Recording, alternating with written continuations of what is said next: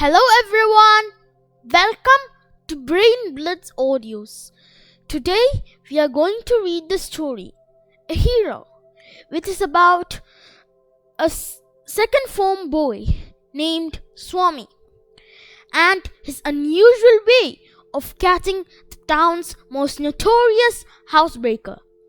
Let's begin, shall we? Father looked over the newspaper. He was reading under the hall lamp and said, "Swami, listen to this." He read aloud an article about a village boy who had come face to face with a tiger. It described the fight the boy had with the tiger and his flight up a tree, where he stayed for half a day till some people came that way and killed the tiger. After reading it through, Father looked at Swami fixedly and asked, "What do you say to that?" Swami said, "I think he must have been a very strong and grown-up person, not at all a boy. How can a boy fight a tiger?" "You think you're wiser than the newspaper?" Father sneered. "A man may have the strength of an elephant and yet be a coward, whereas another may have the strength of a straw. But if he has courage, he can do anything. Courage is everything. Strength and age are not important." Swami disputed the theory. "How can it be, Father? Suppose I have all the courage. What can I do if a tiger should attack me?" "Leave alone strength. Can you prove you have courage? Let me see if you can sleep alone tonight in my office room." A frightful proposition, Swami thought. He had always slept beside his granny in the passage, and any change in his arrangement kept him trembling and awake all night. He hoped at first that his father was only joking. He mumbled weakly, "Yes," and tried to change the subject. "We're going to admit even elders in our cricket club hereafter. Our captain has asked me to tell you." "We'll see about it later," Father cut in. "You must sleep alone hereafter." Swami realized that the matter had gone beyond his control. From a challenge, it had become a plain command. "From the 1st of next month, I'll sleep alone, Father." "No, you must do it now. It is disgraceful, sleeping beside granny or mother like a baby. You are in the second form, and I don't at all like the way you are being brought up," he said. Swami rose silently and tiptoed away to his bed in the passage. Granny was sitting up in her bed and remarked, "Boy, are you already feeling sleepy? Don't you want a story?" Swami made wild gesticulations to silence his granny, but that good lady saw nothing.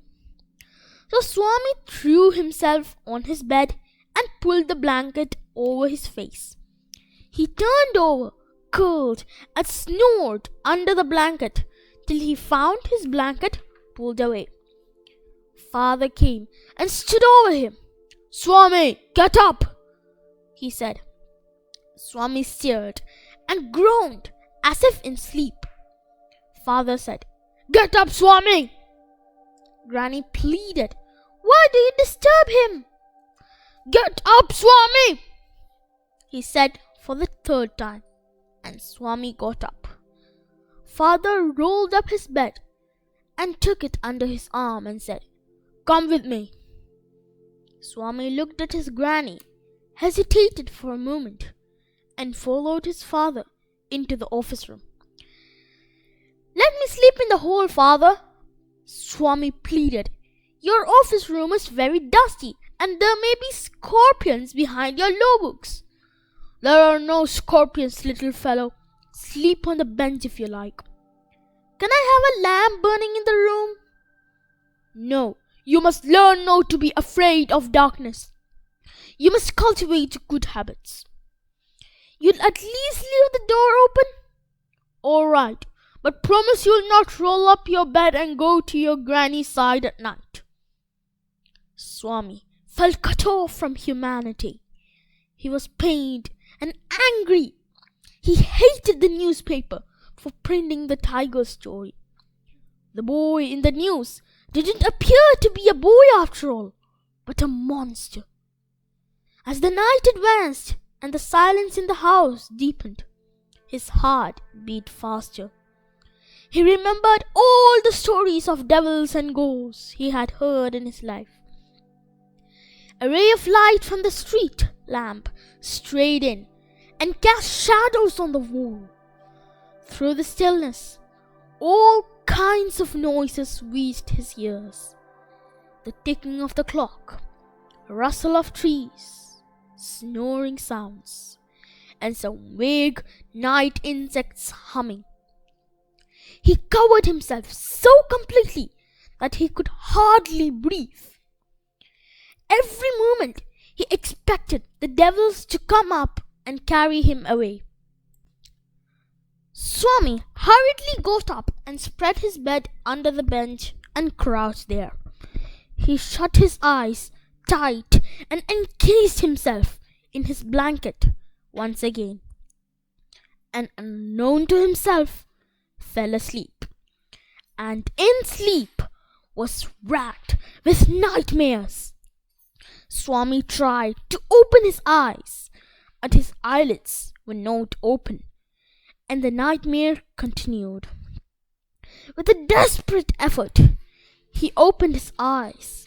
He put his hand out to feel his granny's presence at his side, as was his habit, but he only touched the wooden leg of the bench, and his lonely state came back to him. He sweated with fright. And now, what was this rustling? He moved to the edge of the bed and stared into the darkness. Something was moving. He lay gazing at it in horror. His end had come. He realized that the devil would presently pull him out and tear him. And so, why should he wait? As it came nearer, he crawled out from under the bench and hugged it with all his might and used his teeth on it like a weapon. "Ayyo! Something has bitten me!"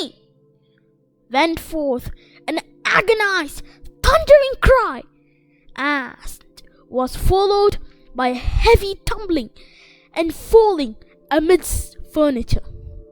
In a moment, father, the cook, and a servant came in, carrying light. All three of them fell on the burglar, who lay amidst the furniture with a bleeding ankle. Congratulations were showered on Swami the next day. His classmates looked at him with respect, and his teacher patted his back. Swami had bitten into the flesh of one of the most notorious housebreakers of the district, and the police were grateful to him for it. The inspector said, "Why don't you join the police when you're grown up?" Swami said, for the sake of politeness, "Certainly, yes." Though he had quite made up his mind to be an engine driver, a railway guard, or a bus conductor later in life. And that's the end of the story, written by R.K. Narayan, an Indian writer known for stories that were set in the made-up town of Malgudi. His stories highlight the interesting happenings in the lives of ordinary people. We hope you found it interesting. For more useful videos, please subscribe to our channel, Brain Blitz Audios. We have uploaded many stories here at Brain Blitz Audios. Some of the links are given in the description down below. Please do visit the links and enjoy more stories. See you soon!